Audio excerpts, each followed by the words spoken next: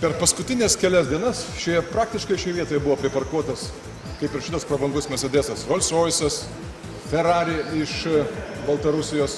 Ir ką daryti su tokių prabangių automobilių šeimininkais, kurie nepaiso kelių taisyklių ir kurie galvoja, kad jie turi teisų per daug. Matyt, tankas yra geriausia priemonė.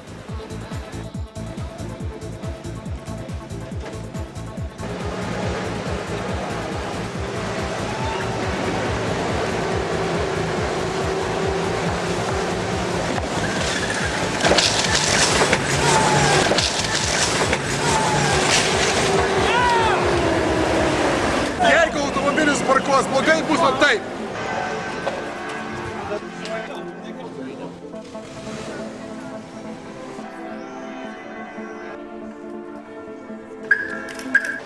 Sveiki, kitą kartą laikykitės kelių taisyklių.